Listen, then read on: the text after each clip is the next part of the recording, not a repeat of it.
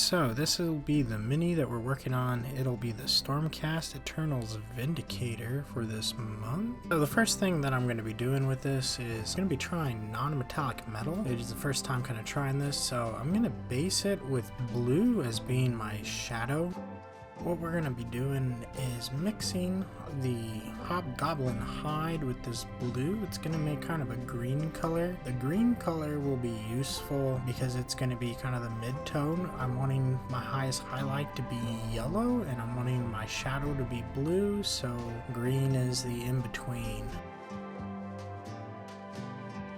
You'll notice as this goes on that I am slowly adding more and more of the hobgoblin hide, which is a mix of kind of a dark yellow and a tan. The goal is to try to make it as smooth as possible where you really kind of can't tell. I don't want to like overdo it, but I don't want to underdo it as well.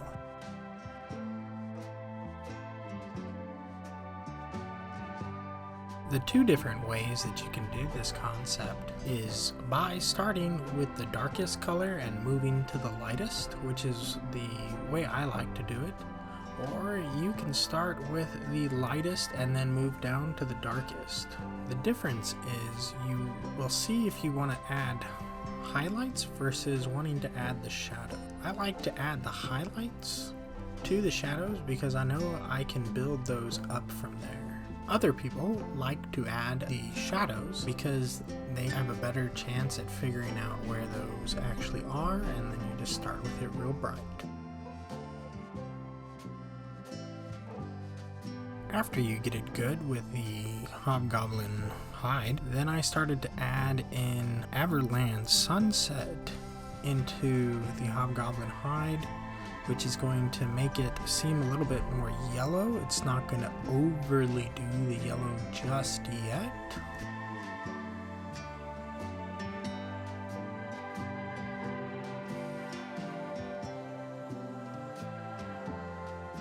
And following the same process, you're going to slowly make it more Everland Sunset than the hobgoblin hide, which should make it an even brighter yellow. Everland Sunset isn't a super duper bright yellow. It's kind of a darkish yellow to me, which I think will kind of help sell the midway of the armor, where it is the not super bright but not super dark there. The goal always is to get like smaller and smaller of an area to be used with the color that you're adding to it. You of course can always go back and add more of the mid to dark tone to kind of even that out, because sometimes you make it go too bright for too large of an area, which then loses the whole cool effect that you were going for.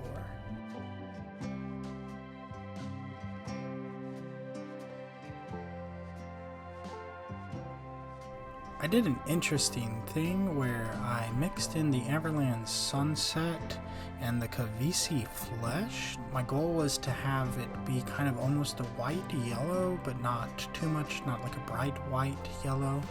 And I like the way it kind of turned out.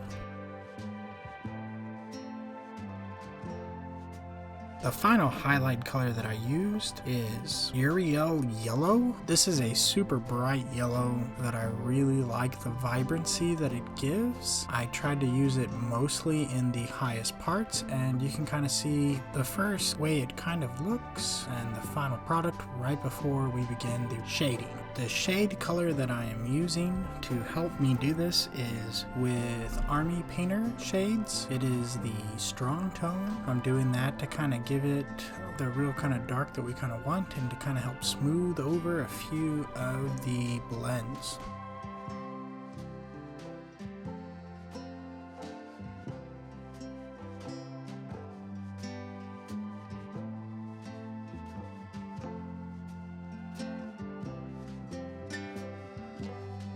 After you finish the shading, it's always right back to the highlights just to help make them pop extra big. The concept kind of goes that you'll always kind of almost darken a little bit more than you actually want, so then it's bringing in the highlights.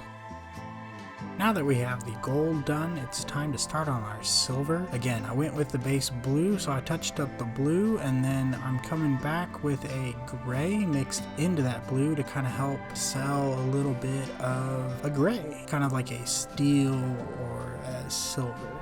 Not as bright as silver, mostly a steel. Same concept does apply. You of course want to add more of the gray and move less of the blue, and then you can see me on this sword adding in kind of white mixed with gray to be like the super bright where the sun is kind of hitting and reflecting on that metal just right. With the metal done, we now move on to the accessories, like this belt. I'm using a Rhinox hide here. I love Rhinox hide for leather. It makes a very nice dark leather. I also used it on the staff. I called it a sword earlier, but it's like a spear thing. And you can see me also doing the white on this. It's not a purity seal, it's a Sigmar purity seal.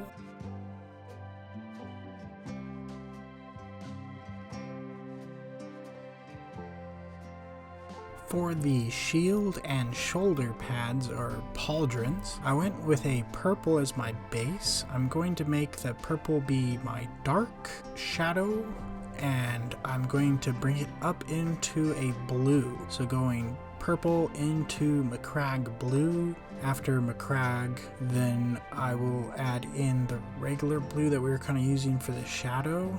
I'm kind of doing a twofer with it, and we are going to slowly add that smoothly up to where the light will be on the shield face as well as the shoulders to kind of give those a connecting character.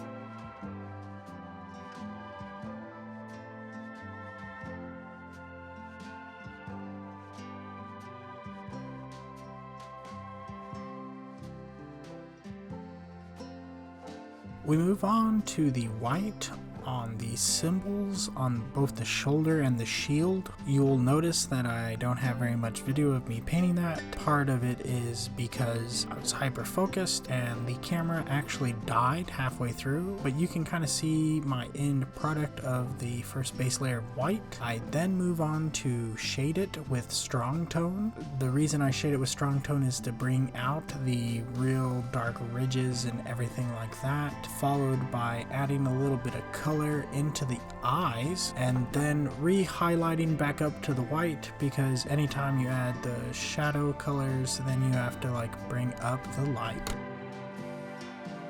The final step with this miniature is the base. I'm dry brushing Calibite green for the stonework. I made the base color a dark gray, and then I'm dry brushing the Calibite green. That way it kind of matches the Age of Sigmar terrain that I already have painted up for my Warcry set. I then go into Xandri dust for the dust parts. This base kind of came already with like a scenic base already on it, so I just added the Xandri to like where the stonework is. You'll notice there's like a floating brush that's kind of happening there. That's because I have a bad habit of holding the brushes in my mouth and it got in the way of the camera. Now for a quick shade of the strong tone, kind of watered down with some medium to help it not be super duper dark.